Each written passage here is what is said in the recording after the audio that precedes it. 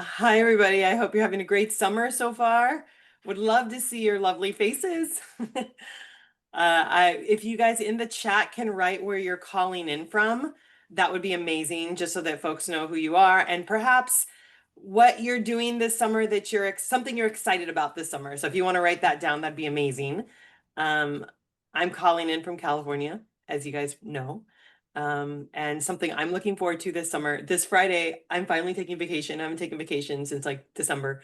And we're going to Kenya as a family. So I'm really looking forward to that. It's going to be a real gift.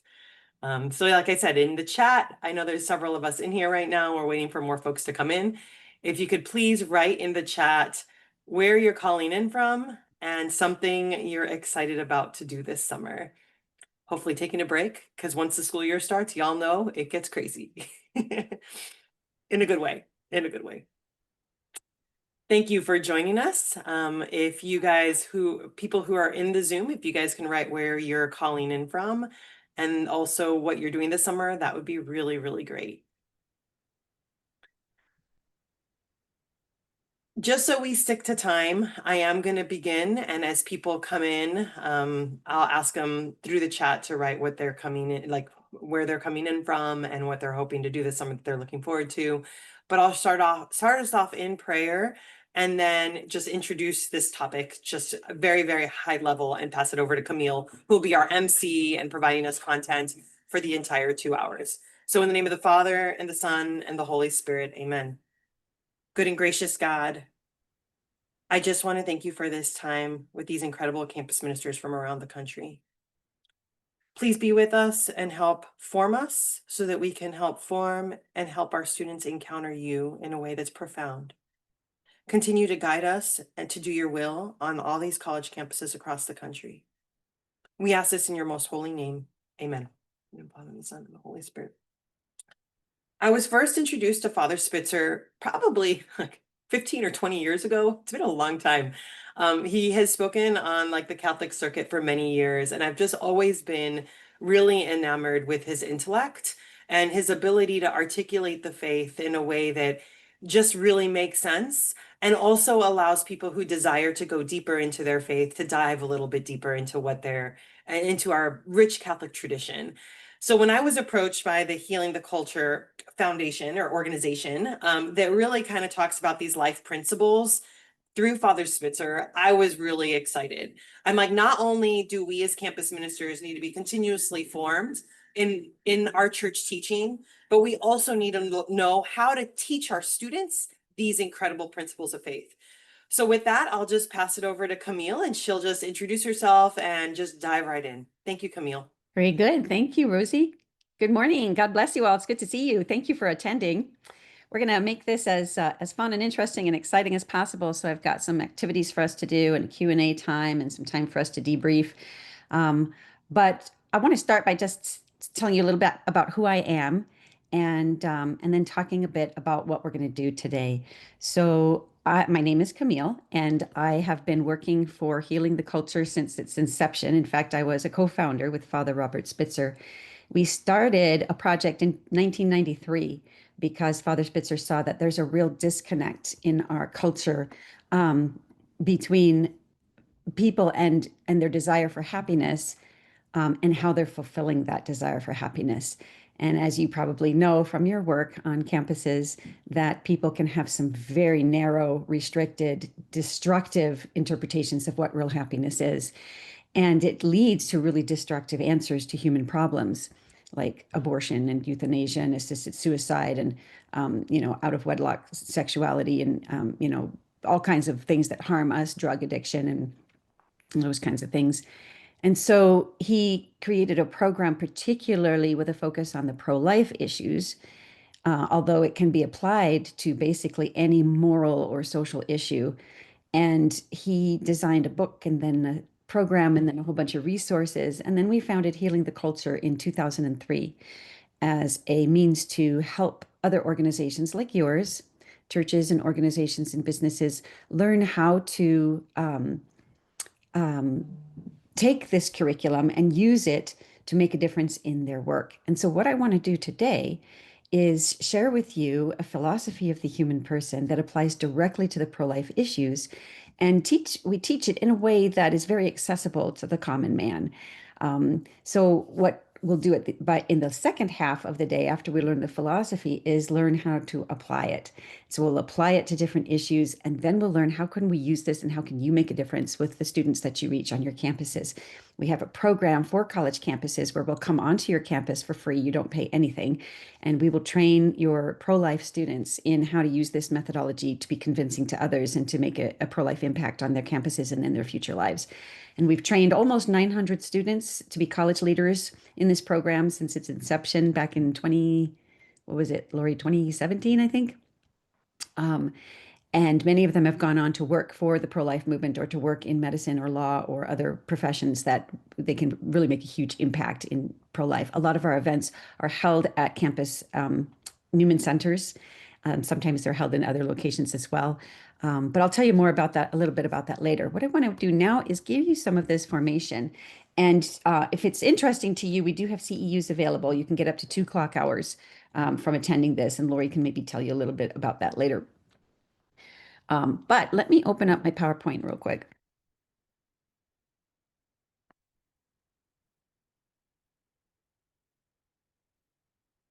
There. Can you all see that?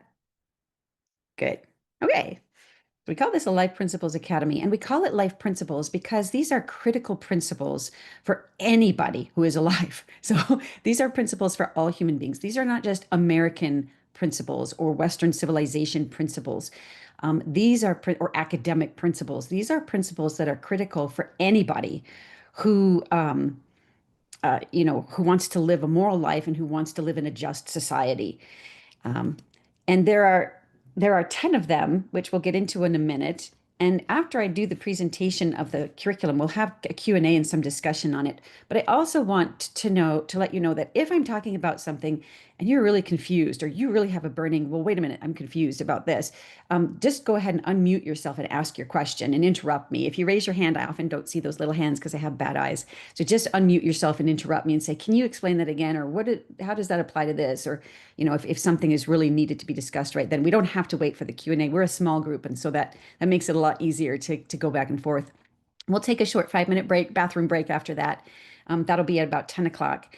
And then we're going to do some breakout sessions. Well, you'll get a chance in a small group to apply what you've learned and then regroup to discuss. And we have various issues for you to apply them to. So I'm not going to do a whole lot of application to the particular issues, like what about rape and incest, or what about in vitro fertilization, or what about poverty and homelessness.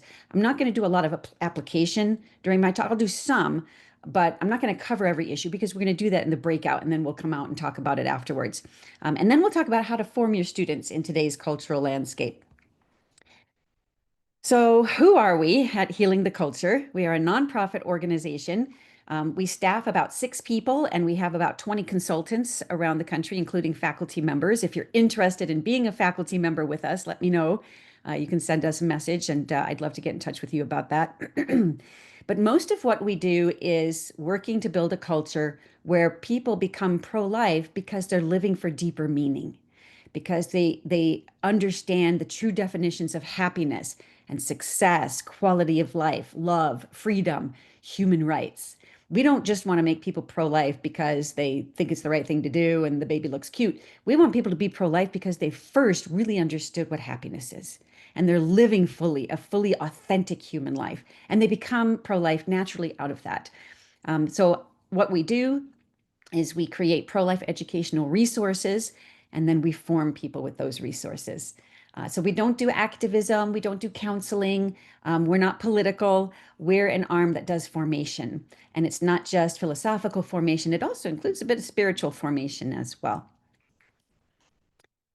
What we're teaching, though, at its roots is philosophical, because our culture has a really bad philosophy about what it means to be a human person. And really bad philosophies lead to really bad cultural adaptations of rules and laws and mores. So we need to change the wrong philosophical assumptions that people have about who they are. And that's what we do. Fundamentally, we start with discussing the human person, then we move into key principles, and then we move from there into applying it to pro-life. So in most of what we do with our audiences, We don't start by talking about abortion. We don't start by talking about human rights. We start by talking about the human person and what's going to make you happy. And then we build a philosophy of the person. And then we move into the critical principles. And then we move into the discussions of abortion and euthanasia and assisted suicide. Why do we do this? This is Viktor Frankl, and he wrote a book called Man's Search for Meaning. Some of you may have read it. If you haven't, I really encourage you to read it. It's an incredible, just an incredible book about what happens when human beings lose a deeper sense of meaning. Viktor Frankl was a German. He was also a Jew, and he was a psychologist. And he lived during the Nazi regime and was sent to concentration camp at Dachau. And when he was there, because he was a psychologist, the way that he kept his sanity was by observing people, because that's what he did as a psychologist, was to observe people and their behaviors and their attitudes and their actions and how life changed them. And what he noticed was that there tended to be two different kinds of people in the concentration camps. There were those people who seemed to define their purpose, their meaning, in terms of something that was concrete or finite or immediate. So their whole sense of purpose and existence was based on survival, getting out of the concentration camp, uh, making sure they had enough food to eat, making sure they didn't attract the attention of the guards to be so that they would be beaten or sent to the gas chambers. Or maybe they would place their hope in a concrete date, like the Allies are going to liberate us by such and such a date. And the problem for this group of people was that when the Allies did not liberate them by a certain date, they would literally lose hope and they would die. They died in far greater numbers than the other group he was observing. That other group were people who tended to define their meaning and their purpose in something intangible, in something that was not finite and concrete, but in something that was what we might call the transcendent, right? Something beyond the physical and material. They grounded their purpose in things like care and compassion for other prisoners, forgiveness of the guards, practicing their faith in God, um, loving, having love for one another. And these people survived in far greater numbers than the people who lived for something concrete and intangible. And his book, Man's Search for Meaning, the first half of it goes through this experience in the concentration camp. But the second half goes through a therapy that he developed. He was liberated and became famous, wrote a book, Man's Search for Meaning. And the second half of that book talks about how he uses what he called logotherapy or meaning therapy, because he really believed that most people who present themselves to psychologists don't have a diagnosable mental illness. What they have is a mistaken notion about meaning in life, about purpose, and it screws up their definition of everything else that's important. Let's see. These are two books that Father Robert Spitzer wrote. He's our founder. He wrote the book Healing the Culture, which is where we get our name from for the organization. And then after that, he wrote another more condensed book, 10 Universal Principles. And I also highly encourage you to get one of these books. 10 Universal Principles is an easier read. It's a lot smaller. He made it to be more accessible. But if you really want to go deep, you can get Healing the Culture as well. It goes really deep into the definition theories. But he took from people like Viktor Frankl and Erik Erikson and Soren Kierkegaard and Aristotle, Plato, St. Thomas Aquinas, and he synthesized their philosophies of the human person to make a whole philosophy for the pro-life movement. And we're going to go through that now. But I want to start with this. This is Maslow's hierarchy of needs, which you've probably studied when you were in college or at least seen before. He created this pyramid to show that human beings have needs. And we do have basic needs that are not just transcendent, right? We're not just transcendent beings. We are also material, physical beings. It's what makes us unique from the animals that have a physical reality, but they don't have, an immortal soul that is loved by God in the way that we are. And we're different from angels who are all spirit, but they have no bodies, right? We're a unique mix of these two, where we have a soul that mirrors God.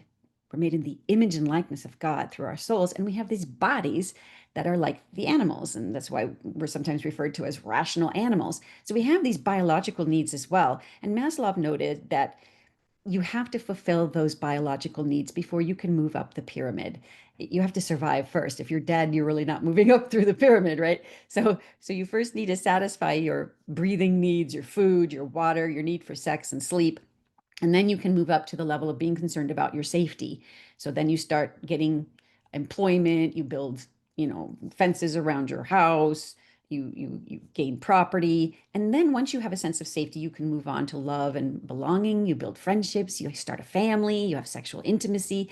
And then from there, you can move to self-esteem and achievement and success. You gain confidence through your family and your friends, and you gain respect among your peers. And then you can move from there to self-actualization, which is realizing your full potential. The problem with Maslow is he never really identified that peak. What does it mean to realize your full potential? He never really said. So what we're going to do, what Father Spitzer did, is kind of baptizing Maslow and take us kind of to the fullness of what that means. Father Spitzer writes about what he calls 4 levels of happiness. And this serves as the foundation of the human person. This is the foundation of who we are as human beings. There are basically 4 different ways you can define meaning and purpose. And every human being is going to pick one of these, either consciously or subconsciously. You're either going to decide what these are, or you're going to absorb it from a teacher, a parent, your friends, the internet, the TV. You're going to absorb it, or you're going to determine what you want to make your highest level of meaning and purpose. And that's going to set the stage for how you define everything else important. How you define happiness will determine how you define success, quality of life, love. What does love mean? Depends on what you mean by happiness. Freedom. What makes you free? What does it really mean to be free? Well, it depends on what you're looking for as your purpose in life, right? Human rights. What is the human person? That will be determined by how you view happiness. All these important words that become so important for the pro-life movement are all set by how we define happiness. And there are 4 of them: physical pleasure and possessions, ego gratification, good beyond the self, and ultimate good. So I want to talk about those levels real quick, kind of justify them a little bit so you can see them, and then show how these levels lead us into either a pro-life position or a pro-choice position, how they lead us to a healthy culture or a very, very damaged culture. So let's start with level 1. Level 1 is physical pleasure and possessions. It's the first level because it's the first one. It's the first kind of happiness we all seek when we enter the world, right? So, we're fetuses, we're born newborn babies, and what do we want? We want comfort. We need to eat, right? We cry when we're not comfortable. We cry when we're hungry. We cry when we're cold. And so we're kind of seeking that physical pleasure and possessions. It's external, right? It's motivated by external stimulus, like an ice cream cone or the warm sun outside, and I want to get out there, or maybe a nice, comfortable chair, or breathing exercises, right? It's motivated by something from the outside that I bring inside. It invokes my senses. It's very concrete, right? I can touch it, feel it, see it, smell it, hear it. It's direct. It comes directly into me. I don't have to take an indirect route to get it. I put the food in my mouth and I'm satisfied, right? It's tangible, and it's often quite intense. I have a really good steak meal and it tastes really amazing, and I drink some wine and it's an intense feeling of euphoria, right? So it can often have an intense sensation to it. It doesn't have to, but it can. And another uh, um, characteristic of it is it usually provides us with immediate gratification, and you don't need any training or skill to get it. There's pictures of my little daughters on the right when they were a little bit younger, and the thrill, you don't have to have any training or skill to get on the amusement park ride and sense that feeling of thrill when the swing goes around, right? The cupcakes are delicious. You eat them. It's wonderful. You don't have to learn how to eat a cupcake. You just eat it. But the problem with level 1 is, although it's necessary because we have bodies and they need to survive, level 1's not a bad thing. The problem with it is we can use it as our identity. We can choose it as our main goal. We can make it our purpose and our meaning in life. And a lot of people do this. In fact, we all did this when we were young, right? This was all life was about, was cupcakes and swing rides and push me down the slide. And it's wonderful. But if we do that, once we start to develop our intellect a little more, it will throw us into crisis, boredom, restlessness, low self-esteem, You start to feel like you're living beneath yourself. You want more. You have this sense that it's not enough. Your life is going nowhere, right? And you've probably seen tons of movies about this where the main character is going nowhere and his life is nothing and it's all about pleasure and possession. And he experiences a crisis, right? And that forms the main theme of the movie is how does he move beyond this crisis and become something with his life? Okay. So it points to something. Level one points to something. When it's lived as an end in itself, it becomes unhealthy. But when people use level one as a means to a greater end, it points to something. And what it points to is level two. Level two is what we would call ego gratification. It's the ability to use my body, my intellect, my talents, my skills to do something with my life. And it's it's experienced through the desire for success, the desire for achievement, the desire to win, the desire to be popular, to have power, to be known, to have credibility, to be respected, to be liked. Anything that makes my ego bigger will result in a level two sense of happiness. And you can get that in a lot of different ways. You can get that by winning a sports competition, by, finishing your hike, by getting your degree, by having people clap at the end of a talk, by, all of these kinds of things can lead to a sense of self-esteem. And there's nothing wrong with level two. It's key to recall that it's like level one, it's short-term gratification. People love you, they clapped, your speech is over, they go home, now they're ready for something else, and then they stop thinking about you. Now you have to give a better speech to a bigger audience, right? It does require skill and self-control. So it requires a little more from you.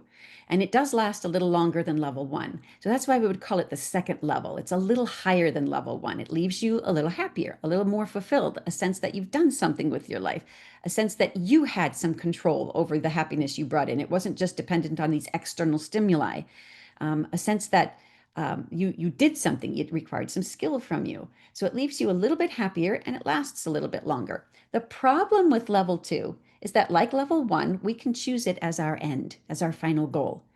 And when we live for ego gratification, success, power, achievement, winning, being better than others as an end, it will inevitably lead to a crisis. The crisis for the person who is a winner is that he or she will become aggressive and angry and will become contemptuous of people who are beneath her. And she will break relationships. She'll be a very unpleasant person to be around. There will be jealousy for people who are not the winner, who are maybe the loser or the somewhere in the middle. There'll be jealousy. There'll be anxiety about how I'm performing, suspicion of other people, and ultimately resentment, because a person is not happy if they're only living for level two. Why? Because you were made for more. And people who are stuck on level two are not accessing that something more, that magis, right? That's something more. They're not accessing anything more. And so the spirit is yearning for something higher and they're only filling it with the self. And so it leads to a sense of resentment that I should be happy because I'm at the top of my game, but I'm not. And so we won't go any deeper into this. Father Spitzer's books are wonderful. He has a whole book on just the four levels of happiness if you want to go deep on that and see more. All I want to do today is just give you an introduction into this philosophy so you can see how it moves. Here's the main problem with level one and two. Our culture is very stuck in levels one and two. Not everywhere. You can still see the higher levels, which I'll get to in a moment. You can still see the higher levels in some movies and sometimes a TV commercial, which points to love or family or a sense of God, right? You still see it in our culture, sometimes in billboards in South Dakota, where I live. There's pro-life billboards and Jesus billboards everywhere. So you still see that in pockets around the country.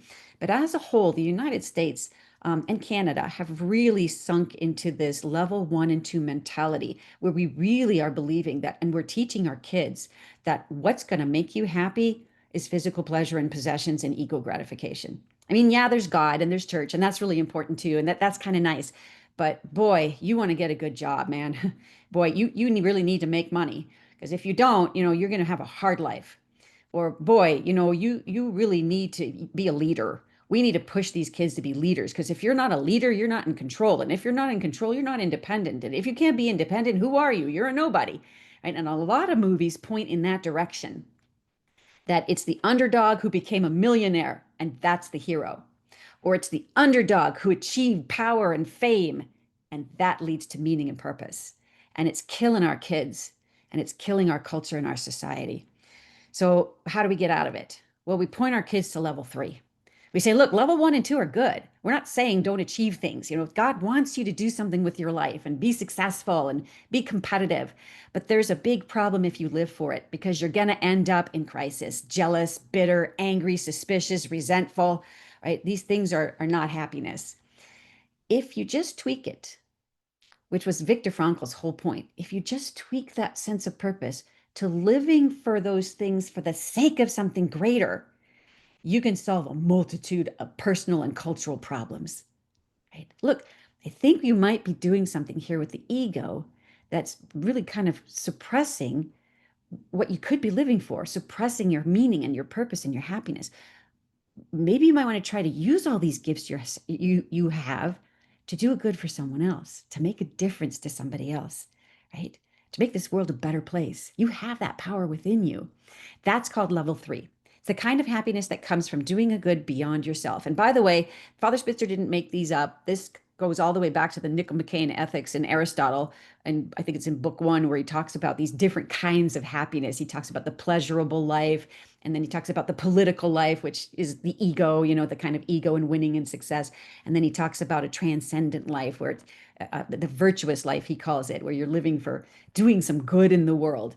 So, even 2,400 years ago, people who were good thinkers were noticing this, that there are these levels of happiness, and that this level solves the crises of levels 1 and 2. When I'm living for level 3, I'm no longer going to make the ego bigger than it should be. Because when I do that, it actually undermines my goal of love for the other, love for the little ones, love for the vulnerable people. And in level 2, I'm bowling over everybody and I'm taking advantage of those who are vulnerable and little so I can puff myself up. But in level 3, I won't do that because it's the opposite of my goal. It undermines my purpose. So what is level 3? It comes from doing a greater good beyond myself. By the way, I am going to give this slideshow to Rosie if she doesn't already have it, and she can pass these on to you. So if you don't have to write down every single thing. If you want, you just request it from Rosie, and she'll send this PowerPoint to you.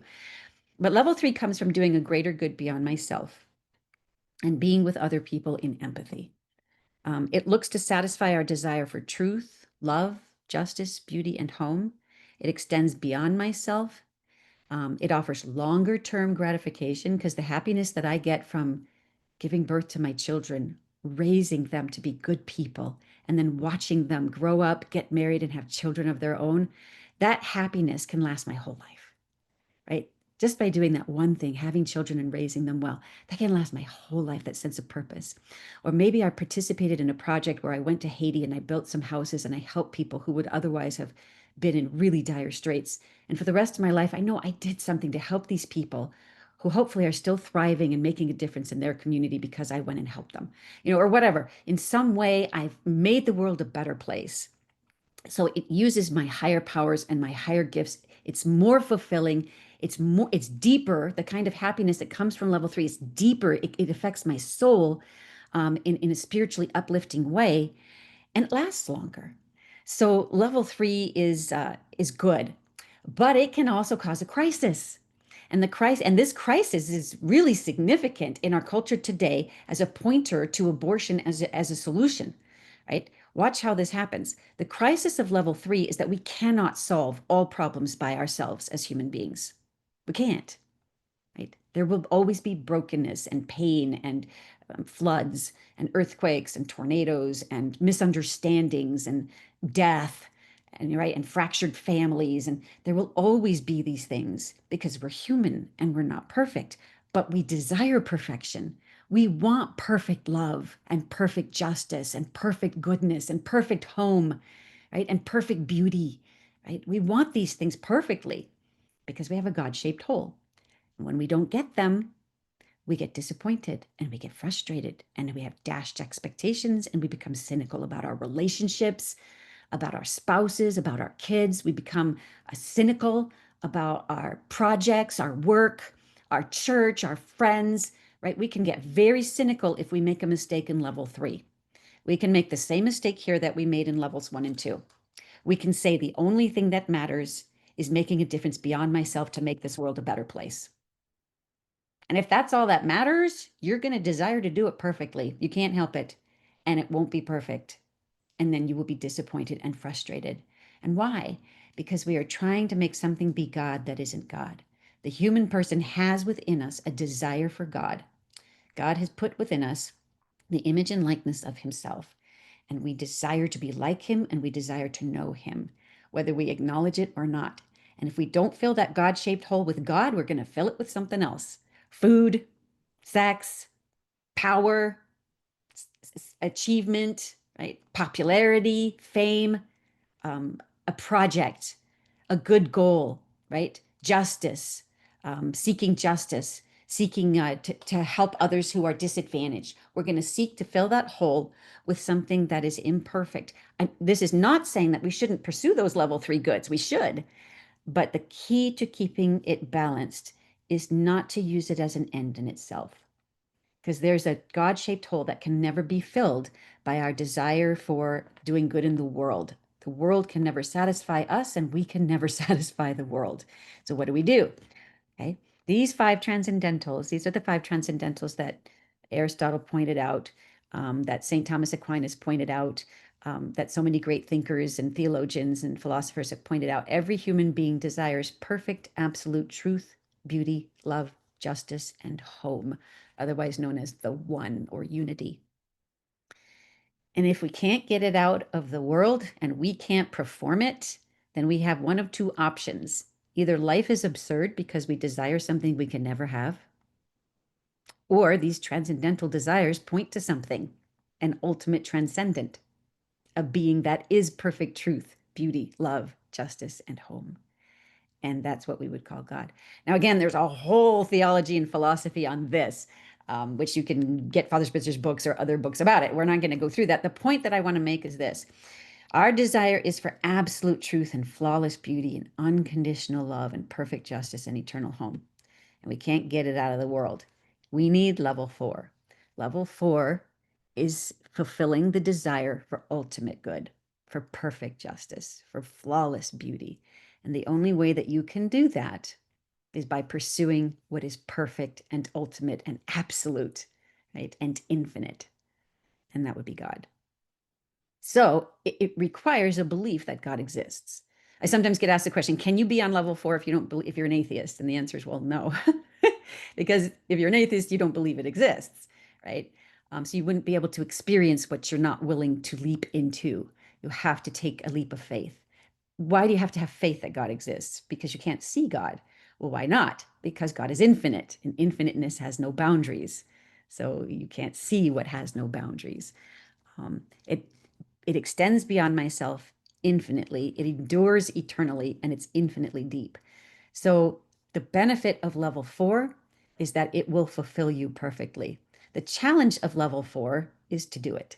You have to surrender to God. And that's difficult, even for me, right? I'm doing it every day, having to surrender myself to God, my egos, my material goods, my projects that failed, the good things I wanted to do that went nowhere, right? I constantly have to surrender those things to God and allow him to be God and to him to be my perfection. So there really isn't a crisis in the sense that level 4 is not fulfilling. The other levels have a crisis because they're not fulfilling enough. This level's crisis is different. It's a crisis because I refuse to do it, right? I refuse to allow God to come to me, or I try to get to him by myself. I say, I'm not good enough yet. God, wait till I can get there and then I'll let you in. And then, of course, you'll never get there because you can never get good enough for what is perfect and transcendent and perfectly transcendent. It's impossible. All right, here's my point. There are 4 levels of happiness. Our culture is living for level 1 and 2. That's deadly for us because human beings need level 3 and 4. And if we don't live for it personally, we will be miserable. And that will translate to a culture that is miserable and a culture that tries to solve its problems using methodologies that are only addressing the level 1 and level 2 needs of the human person instead of looking also at the level 3 and level 4. And this is where abortion comes from. The woman is suffering. Oh no, you can't have suffering in the world. What do? The unborn child is causing her suffering. Get rid of the unborn child. The old person is suffering. She has a terminal illness. Uh-oh, what do? Get rid of the terminal illness. Ah, we can't. It's terminal. Get rid of the person who's suffering. Okay, it's kind of a simplistic way of saying it, but that's kind of what's happening in our culture.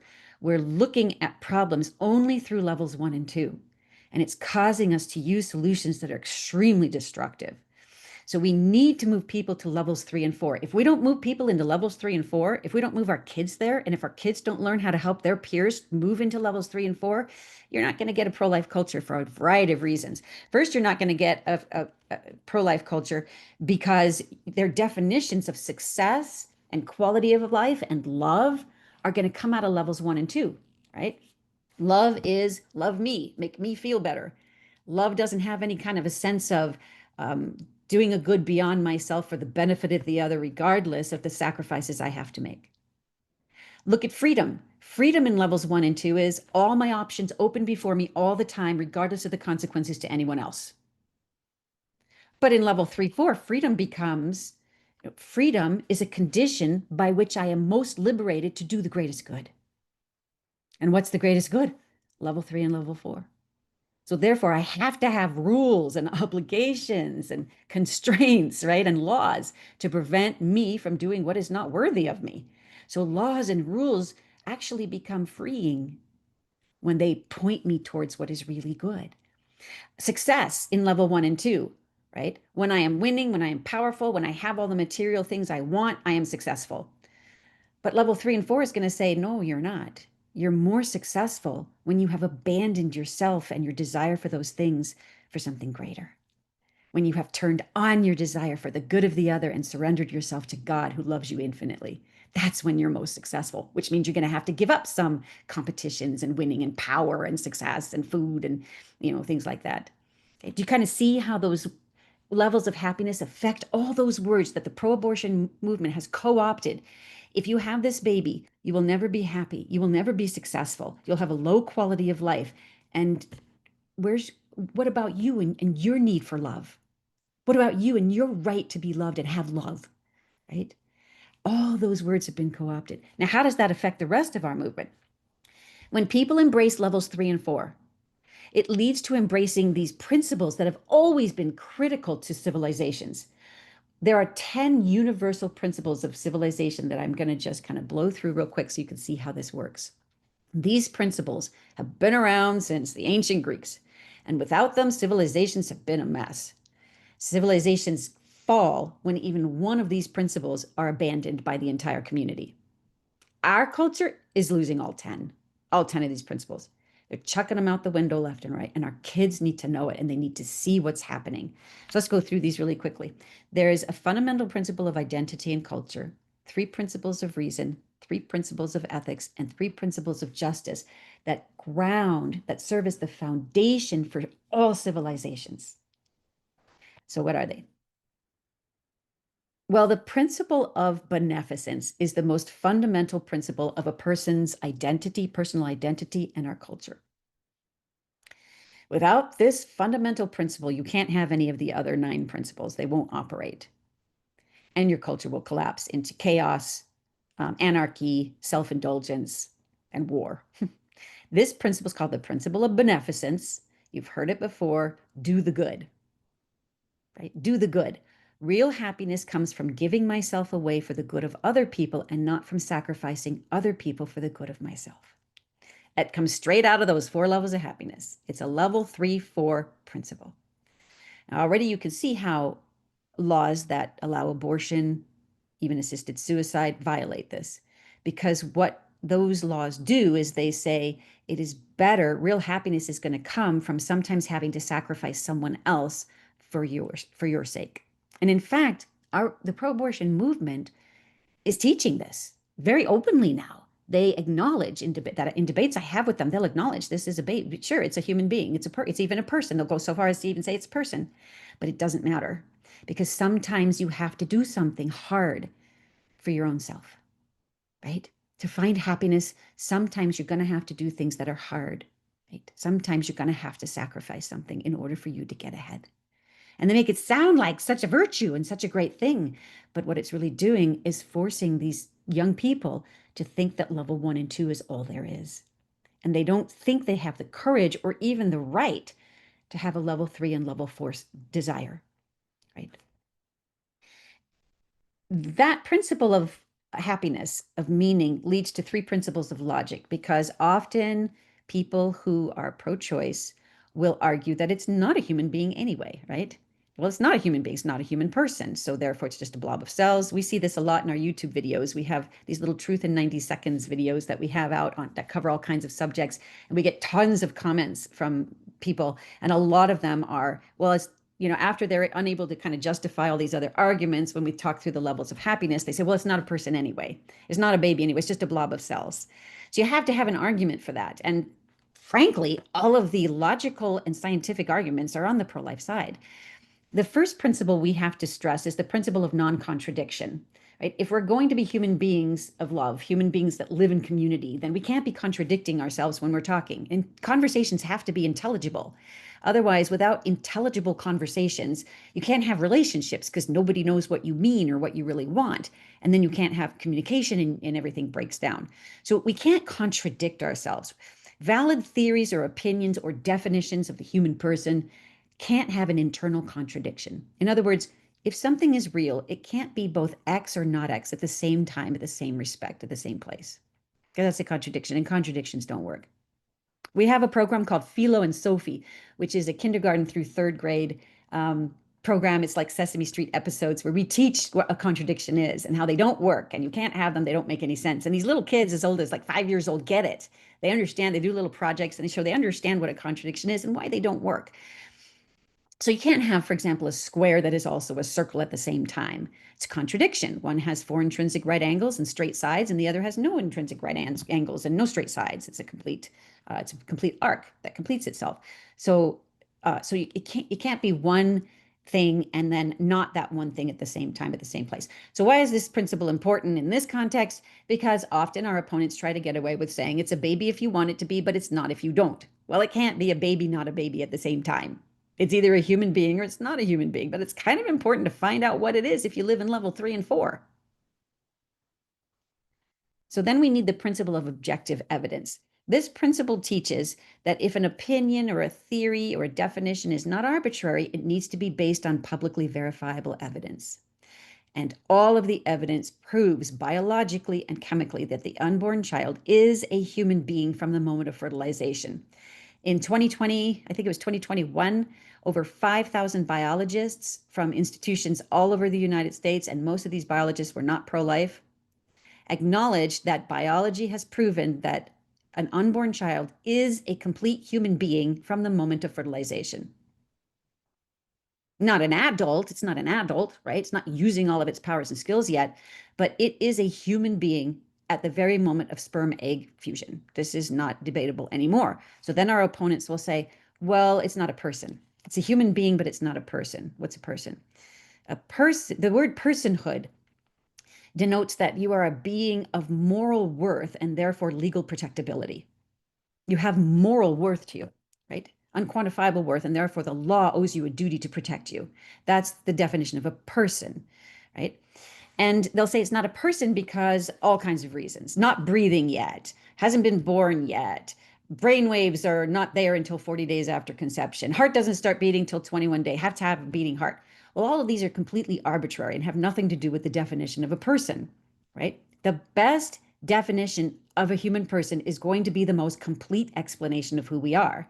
A beating heart is not a complete explanation of who we are as human persons. Neither is breathing, neither is having 2 arms and legs, neither is using all of your intellectual abilities at a particular moment, right? What makes you a human person is that you are a being of human origin. You have a biological human DNA with the ultimate purpose of happiness levels 3 and 4. If you are a being of human origin, your ultimate purpose is levels 3 and 4. And that makes you morally valuable. That makes you unquantifiably valuable because you have the potential to surrender to God and to be absorbed into his unconditional love and to share that with others. And that makes you legally protectable. A human person should be defined in this way if we want the most complete definition. A being, a living being of human origin, which contains all the information necessary to guide its own development towards the actualization of its physical and transcendent nature. that's a human being. Anything less than that is going to be subjective and arbitrary. A human being is a being that has to have a fully developed nervous system. I once debated a medical doctor who argued this in a class of, it was a lab at University of Berkeley, California, University of California, Berkeley. It was a class in a lab of 700 kids where they would have discuss medical issues. And he argued that you're not a human being until your nervous system is fully developed. But your nervous system isn't fully developed until you're at least 20 years old, which I pointed out. And all the kids in the class who were 18 and 19 years old were like, oh, hey, that's a real problem. Right? And the real question is why? Who picked that demarcation and why? Why do you have to have a fully developed nervous system to be considered a morally valuable and legally protectable being of human origin? Right? Because every being of human origin has the capacity, the potential in their future to engage in something so significant and so profound and so deeply fulfilling that you really don't want to kill that. You really don't want to just say, man, we don't know. We're unsure, like the Supreme Court did in the Roe versus Wade decision. We don't know whether or not it's a person. Go ahead and snuff it out. You're committing an egregious harm if you're mistaken, right? But every evidence points to this, that human beings seem to have this transcendent nature capable of engaging in acts of love and goodness and compassion and generosity and self-sacrifice. That's really important. Where am I going with this? Because we're going to open up to a Q&A in a second. I know I'm a little bit over time. These principles point to 6 other principles of how to order culture and society, which are being broken left and right. The principle of do no harm, right? Avoid unnecessary harms. If a harm is unavoidable, minimize it. Our opposition says, if you don't know if it's a baby or not, go ahead and have an abortion. The principle of consistent ends and means. The end does not justify the means. But our culture says, well, if it's going to help the girl complete school, or well, if it's going to give her more opportunity, or well, if it's going to avoid suffering, well, if it might get her out of poverty, go ahead and do it. Okay. The principle of full human potential, that every human being deserves to be valued according to what you could achieve if you reached your highest purpose, not according to what you're achieving right at this moment. But the culture is teaching you should be valued according to what you're contributing to society right now. The less you contribute, the less valuable you are. You're a baby, not really contributing much yet. But a grown man, working and providing and paying taxes, well, that's pretty valuable. Right? The principle of natural rights, that all human beings possess the natural rights to life, liberty, and property, regardless of their status or their age or their vulnerabilities. We all possess those rights to life, liberty, and property. Why? Because we are intrinsically dignified, infinitely valuable beings with moral purpose. Right? And our culture says, we can decide who gets rights and who doesn't. It's turned intrinsic rights, inalienable rights, into extrinsic rights, subjective rights that we think we can vote on whether or not these rights apply to you. The principle of the fundamentality of rights. This teaches that some rights are more fundamental than others. Life is fundamental to liberty. So if you have a conflict between life and liberty, life has to prevail, because without life, you can't have liberty. Just as liberty is fundamental to property. When there's a conflict between somebody's liberty rights and somebody's property rights, the liberty interest has to succeed first, because without having possession over yourself, freedom, you can't have possession over something else, which is property. And then this principle, the principle of limits to freedom. One person's freedoms cannot impose undue burdens on another person. You cannot claim a new right to abortion if it imposes the undue burden to die on a whole group of other people. So these are the 10 principles that we are losing in our culture. And they're leading to not just abortion, euthanasia, assisted suicide, but a whole host of other cultural problems as well. So I want to stop here and open it up to questions. And you can just rather than raise your hand, you can just turn your mics on. But I'm going to stop the share here for a minute and give you a chance. You can either chat your question in the chat box if you have one, or you can turn your mic on and ask them. I know that's a lot all at once.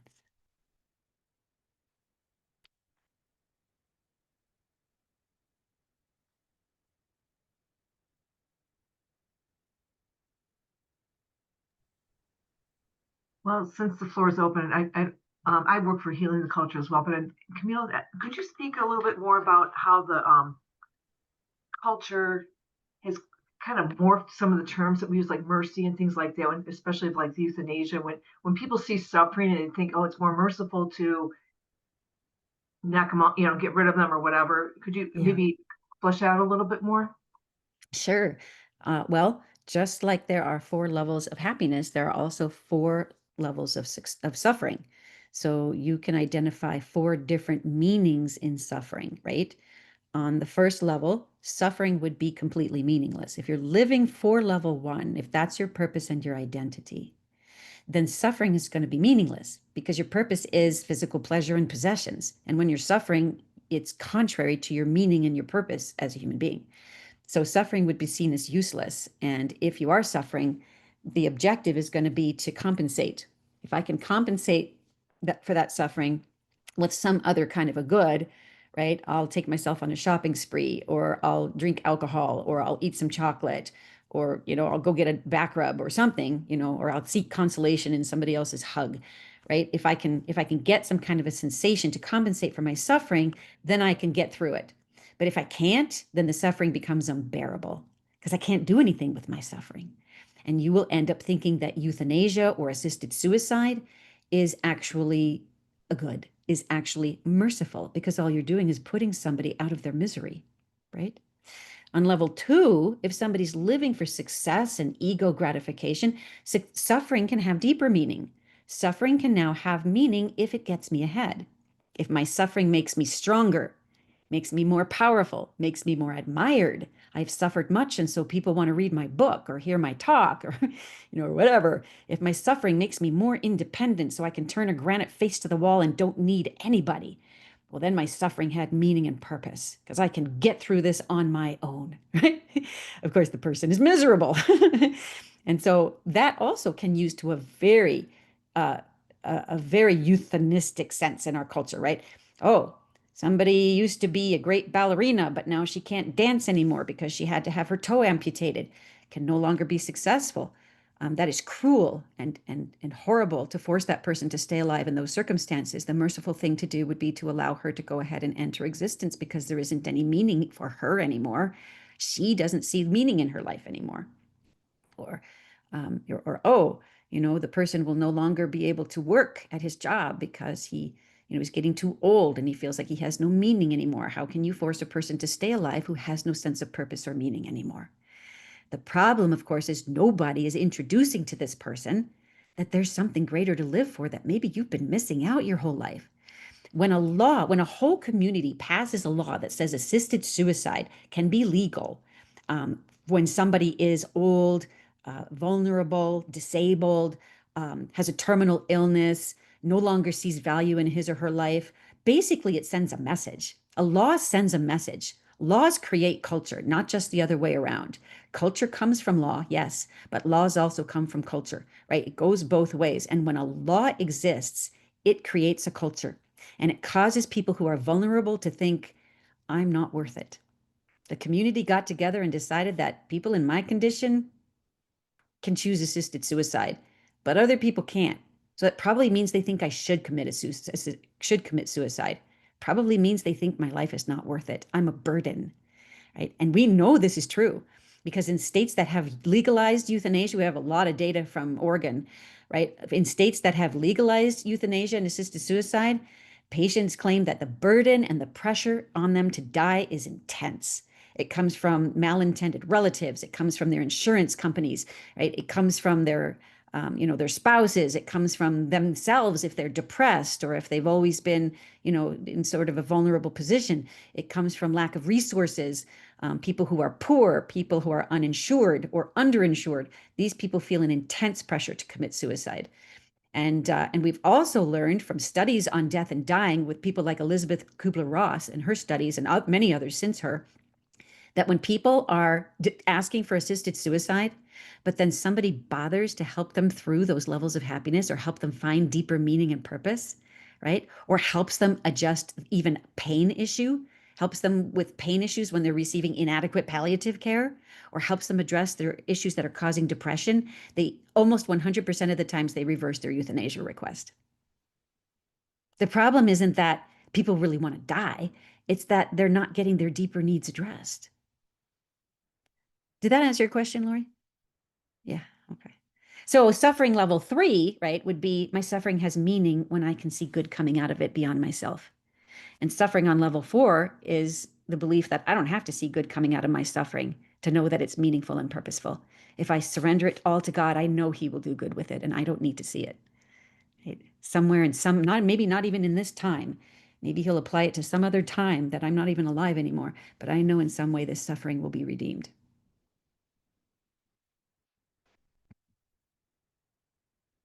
Other questions? This is kind of a quiet group.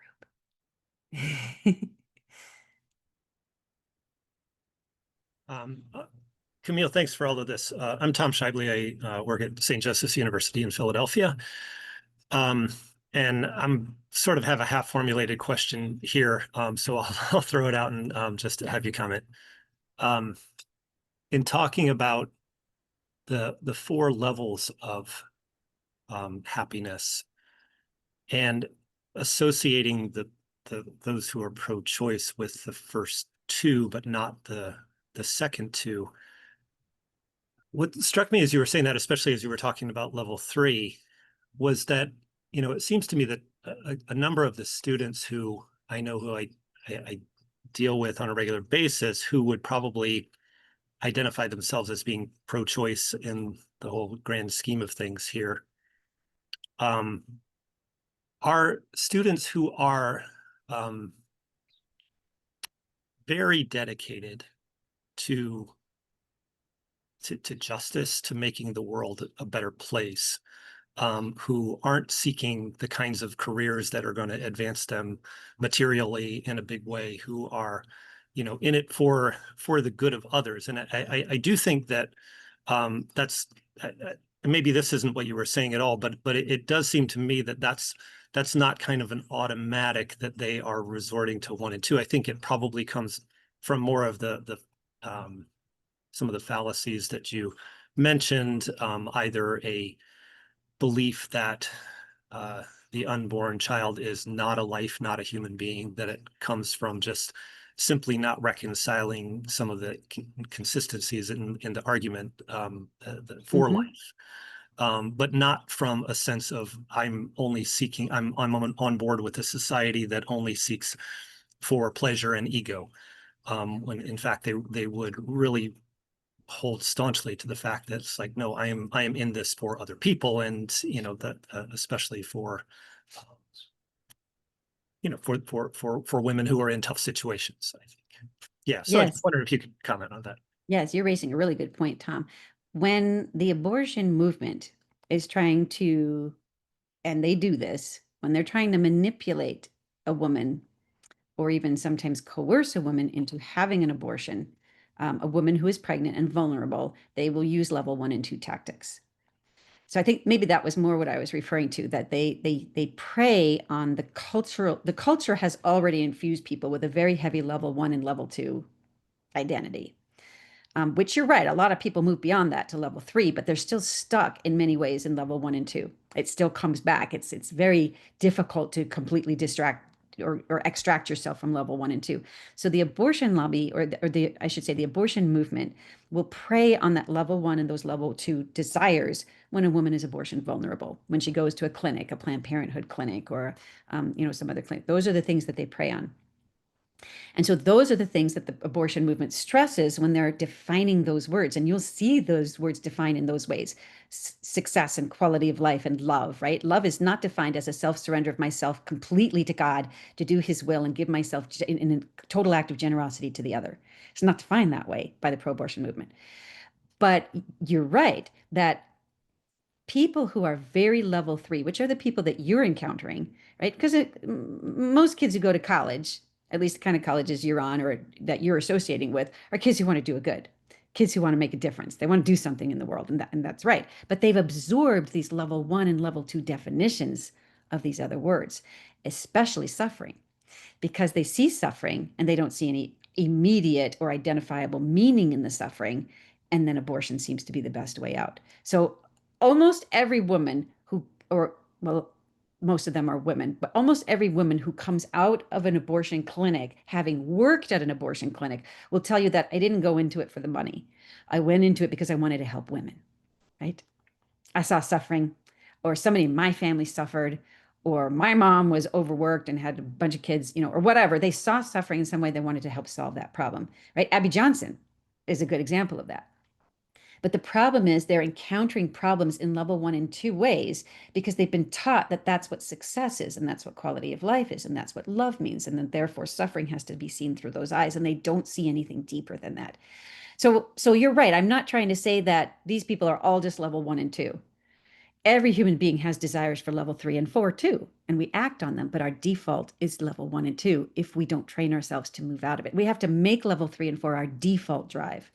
And for most of these kids who are pro-choice, but level 3 in what they're trying to pursue, they're defaulting. They're going to their default drive because they haven't worked out of it. Not only that, but level 3 can also lead you to an abortion mentality, right?